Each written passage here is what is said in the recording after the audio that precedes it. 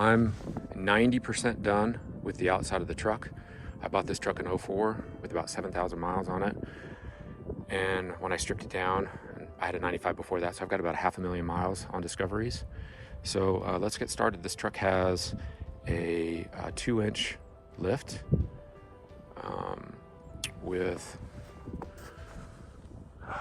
Bilstein, custom-made Bilstein reservoir shocks that are designed specifically for this truck. I primarily ran Old Man Emu in the past. Works great on the road.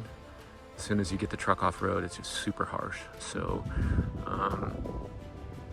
yeah, it was recommended that I go with a Bilstein steering dampener, but I went with Fox, and it's super beefy, so you can drive this truck down the road at 80 or through washboard or anything else, and you don't even have to hold onto the steering wheel. It tracks so straight. So this truck has a 2-inch body lift.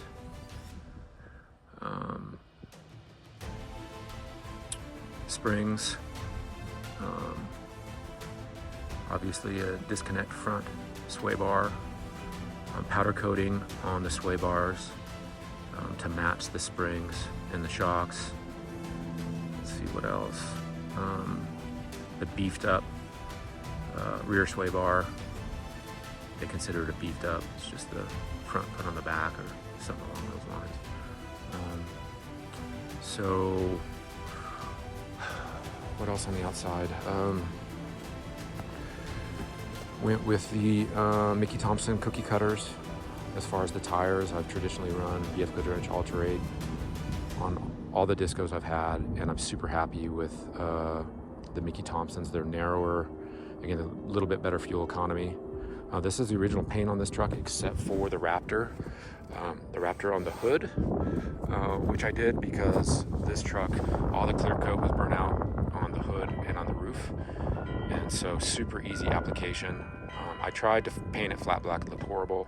Raptor's super easy to apply. I Raptored, I believe this is the British Atlantic bumper that I had, got about 10 years ago. It was all beat up. I ground it down, modified it somewhat, and then welded it on. Any aftermarket bumper I've ever had on any Discovery, they never line up right, and the only way to get the fit on this truck the right way was to tack it up, adjust it, and weld it. Raptor on the light trim pieces. This light got burned through polishing, so I'm going to throw another light in there. I resealed it, but that's coming. So yeah, British Atlantic aftermarket bumper, customized and welded on. Try to do everything on the cheap, as cheap as you can with the Land Rover. So a lot of the components are from Harbor Freight. They make a phenomenal light, and they make a phenomenal winch, both of which are on this truck, and I absolutely love them. Just finished wiring all 10 lights, so we're good to go. Front runner rack with only 2 towers, save some money on there. That tent, absolutely amazing. Amazon, I think it's $1,000. Couldn't think of anything better to have as far as where to sleep on here. L&F clutches, makes a Brembo brake kit. I probably waited 15 years to buy that brake kit, put it on here. Works amazing. Tried to find a big brake kit for the back, couldn't, so just got some high-end rotors and rebuilt the calipers in the back and installed it. I'm not going to go into the inside, but I'll show you the sliders that are there, obviously fully reinforced around front and back. Let's see. Rear bumper, similar. Cut, modified, Raptored, welded on. And I cut the can on the exhaust off. I've done one day of testing on the suspension on here. Obviously you can see that this is getting buckled. Hopefully you don't have to cut the front end, but this coming week I'm going to check all the articulation of the tires and trim everywhere I need to trim. This bumper was modified. This was installed or added, that rear receiver. See if we can see underneath what we got going on.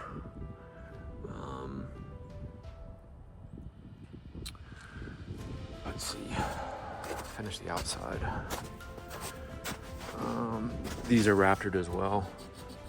The other cap that I have on the other side is broken, so it won't snap into the stock locations. Let's see what else.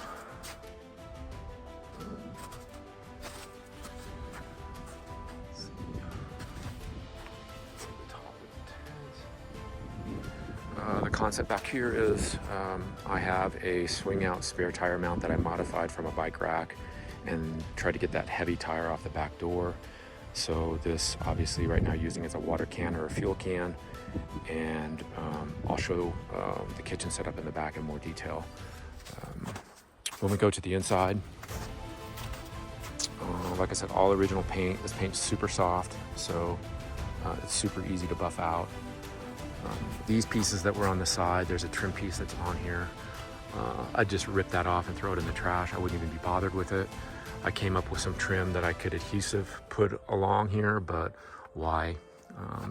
This truck was in Hawaii with me for a number of years, so this is where these front runner roof racks, just the crossbars, were originally attached. That's why the paint is off of them.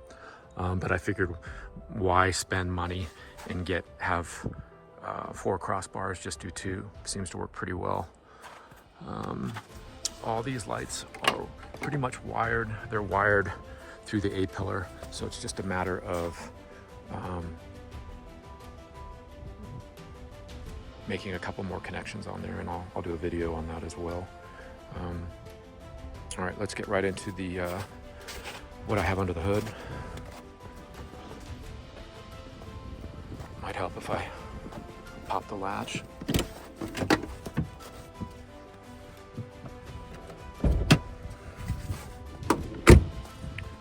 So this truck, 04, comes with a 4.6.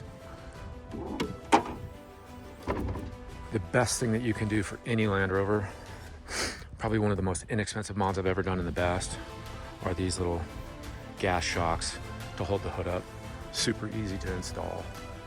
This hood was removed, grinded to the metal because it was so pitted, and then raftered, like I said, and I just cleaned up this piece. So these little gas shocks for the hood are amazing. This engine with about 80,000 miles on it had a rare failure on it, was replaced, the block was replaced. Never really had an issue with it since. A number of Land Rover repair shops would tell me, oh yeah, the head gasket's about to go out. That was about 100,000 miles ago, still going strong. Another huge, very easy improvement to do if you want to get a little bit more power is just put a K&N cone filter. They sell them in this diameter before the mass air filter or sensor, and just pop it right on with a hose clamp. Works amazing. All of my wheel well liners are removed. So I leave the box in here temporarily so mud and water doesn't get in here. No offense to anybody that runs a snorkel, but as a old school Discovery driver, I can only do the original like Camel Trophy snorkels that go in the quarter panel. Nobody sells them. There's one that you can get in Europe. It's like $1,300. So I think I'm gonna make my own eventually, but super happy with how well this engine runs with this cone filter. It's a little dirty now. What else under the hood do I have? I have removed the original fan down here, and I've got an electric fan with a 180-degree thermostat, which works really well. I think going over the passes, my average temperature driving this truck's about, so far in the winter, with the super heavy load, is like about 190 degrees. Got a little aftermarket reservoir instead of the plastic one. And this little relay box that's right here is for the 10 lights. And obviously the shutoff for the winch. This truck is going to be run with a second battery in the back that will be connected to the cranking battery, and then on top of the tent there'll be a solar panel. So as we're out overlanding, the car battery will be always being charged by the solar panel that's connected to a battery that's in the back, and then all the accessory items will be run off that secondary battery. Refrigerator, all the ditch lights, I think I have 7 ditch lights that are going to go around the perimeter of the roof rack, and then all the power supplies inside the truck, along with anything that kids want to charge. So I'll just open up the doors and we'll go through the inside. The concept with this truck is that door handle over there has an anchor point along with this anchor point here. So I'll have cots that are cut down that'll sit left to right in here so the boys can sleep inside the truck on like a wood army cot that sits tongue and groove into here, or tongue and groove in the hand grabs on the door. So that's the concept. One boy here, one boy in the front, one boy in the back, all sitting on those cots. They sell little louvers that go in the window across there that allow air to come back and forth. So like if we're sleeping here where we've got grizzly bears prowling around, the windows can be shut, but there's still air that goes back and forth. So that's the concept of the sleeping arrangements in the truck for the triplets. They're 10, they can still, until they get older, they'll be able to sleep in here for quite a while. Let's open the other doors and then we'll get into that. If I don't slip and crack my face.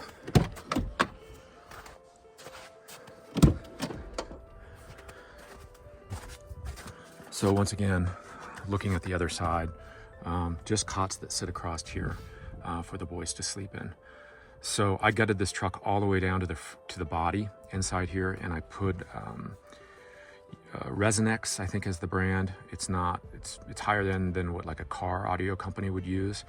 And anywhere on the metal that I would hit with my finger and I would get vibration, I would put that material.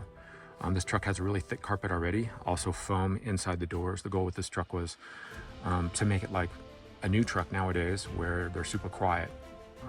Having a Discovery, I always wanted a Defender. Now I wouldn't drive one if you gave it to me because they're just super loud. So this truck is amazingly quiet going down the road, except for a little bit of air noise around the lights that we're working on. So let's go over to the driver's side and we'll start there.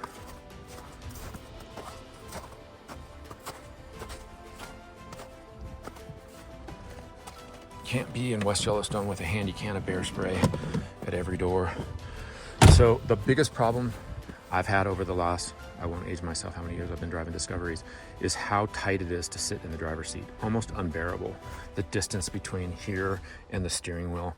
There are some hacks where you can move the seat back. You can see I had a little bit of water damage when I removed all the carpet from here. This is all primed.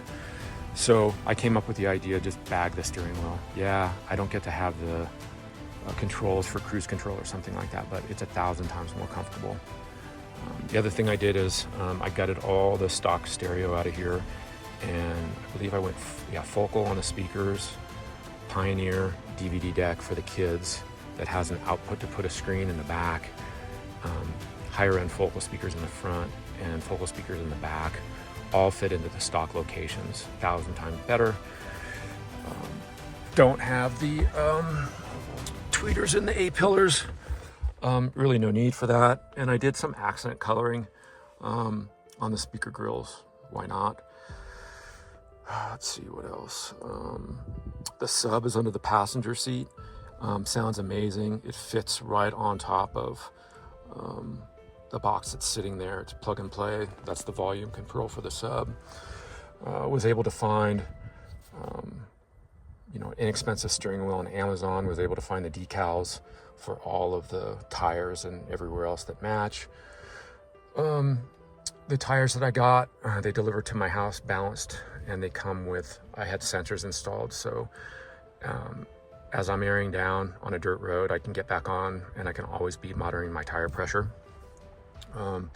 Part of that, trying to make a 20-plus-year-old truck new with some of that technology.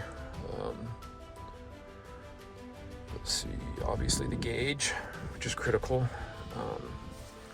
Another great product from Golden Rovers over in Britain is being able to have this accessory mount.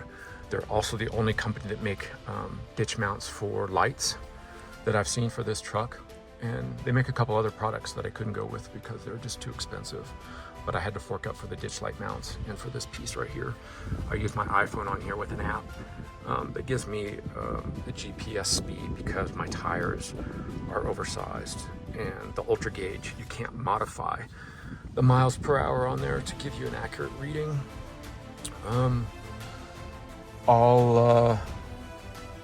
Most Discoveries leak either from the sunroof or from the windshield. Mine was leaking from the corner right here. I ripped the windshield out myself. Found a heated windshield because they really pay off. They're worth the extra $100 or so to install. And even when I oversaw the installation of the windshield at my house, the gentleman that installed it didn't glue the rubber trim piece across the top of the windshield in properly, and it started to leak. And I peeled it back and adhered it properly, and knock on wood, it's working great. Anybody that knows Discoveries, most cases will have a lifted dash. The benefit of ripping the windshield out is I was able to set those screws in there without the windshield being in there. So big advantage there. These are my switches for my 10 lights. These are not spots, 8 spots on top. These are floods, and I have covers for snow as well. Let's see what else. I do have an adapter kit for more switches up here because I'm gonna have switches for all the ditch lights. I also have an LR3 shifter knob that I'm going to do a video of that I'm going to install. It's a little bit taller and it's got a trim piece, and I'm going to put the same accent color on there. And the A-pillars are covered in a faux Alcantara that you can get on Amazon. It's also going to be on the inserts that are removed from where those door handles are.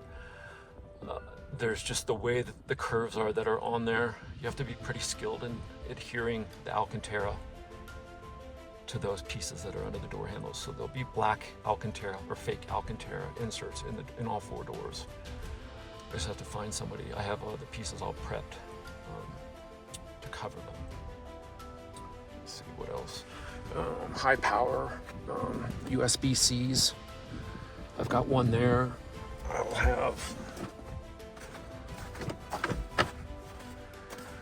I'll have 2 down on here on the trim piece. I already have them installed on there. I just have to wire them. And nothing on the headliner. I had the switch removed so my kids won't open it. Let's see. All right, let's move back to the back. Okay, so the concept with the back of the truck is, this is another shelf that Golden Rovers makes that I couldn't afford. Expedition Gear in Eastern Europe makes one. I think I could save like $200 on it. So I went with that. Not thrilled with being able to see the bolts. This pack out mount is going to be mounted up under here. So I can have my tools and slide them in, and then on this side I'll have another pack out that'll have all the kitchen supplies. I was going to put air in this truck for an air locker. 04s don't need an air locker because the ABS will lock the tires. They do have a differential locker from the front to back on the transfer case, but if the front left wheel goes up in the air and starts spinning, the ABS will lock it. I have that disconnected because of the 3 Amigos, but I'm going to run all new wheel sensors all the way around and have that work so I don't have to buy an air locker. But instead of buying a power tank, which is about $1,000, I built my own power tank off of Amazon. I think it cost me like $400. I think the tank was $300. And this regulator. So I have this regulator with a pneumatic impact from Harbor Freight to remove my wheels and tires. I can also use this air to, inflate an air mattress if one of the kids wants to sleep on the ground or anything else. That secondary battery will go in here with the relays. The refrigerator will sit here.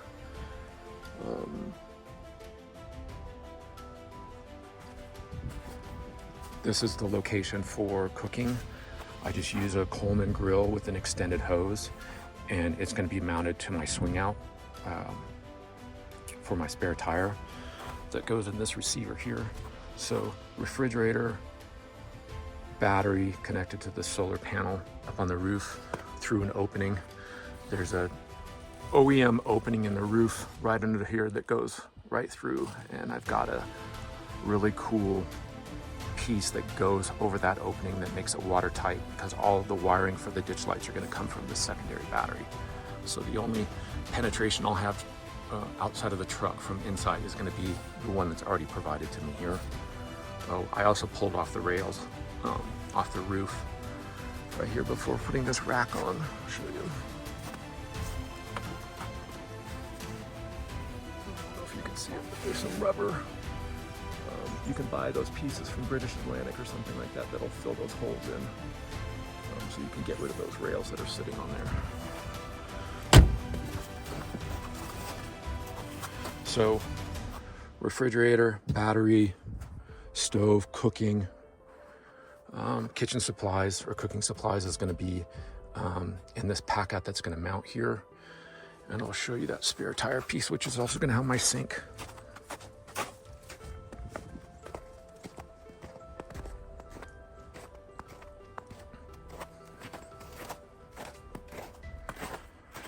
So this swing out rack goes in the receiver, and this was the original spare tire holder that went on the back door, and I bumped into a tree with my spare tire, and you can see how thin that metal is. So I have a plate that's going to go on here with new studs. This arm is a little bit too long. The tire needs to go in about 2 inches. So this is where the spare tire sits on the back of the truck from the receiver. This swings out. I can remove it. One hand. So the cool thing about this setup is, oh, it's going to sit there and not hit my sled. The cool thing about this setup is the door opens to the right and the swing out is to the left. And I should be able to still put the bike portion on here, so the kids and I can all have our mountain bikes if we're going to go ride chairlift or something somewhere. And so on this side of it, or next to the water bottle, one of the other two will be a 5 or 10 pound bottle of propane. And then when this is swung out, obviously the door's swung out this way. This is where my kitchen is. This is going to be where my sink is for washing my dishes. So if I've got a 5-gallon jerry can of water on the back of that door, I'll just buy one of those little Amazon pumps that go down into the water and run a hose over, and I'll just have the little sprayer nozzle, and I'll just be able to wash my dishes on this side and cook on that side. So that wasn't super quick walkthrough, but that's what's been done so far. And I'll just quickly let you know what else is to be done. The wiring of the second battery yet to be installed, and the solar panel. I have both of those items. I'm gonna wire that up. And then I wanted to be able to have cameras, so when I'm going down the road, just like in a modern car, if I'm going left or right, the cameras will turn on and off. But most importantly, for hitting up Moab or any rocky sections of a trail, if I'm with my boys, obviously I'm not going to have them guide me over rocks or boulders or drop-offs or whatnot. So this Pioneer deck with the flat screen that rolls out, you can see the leads that are here. There's a camera right there. So there'll be a camera. Well, there's one on both sides. There'll be a camera somewhere here on the bumper, and there'll be a camera somewhere on the tailgate. So as you're approaching an obstacle on the trail, you don't have to, get out and have somebody show you where to go, we'll be able to see that just on the flat screen right there that pops out. Power to it, but yeah. So yeah, anything that you'd like to see in more detail. I have a brake line that I wasn't able to install because I was missing a crush washer.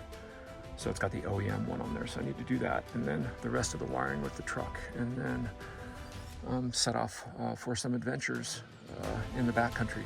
So thanks for checking us out. Like and subscribe if you want to see more video, and good luck with the truck that you're working on. Bye for now.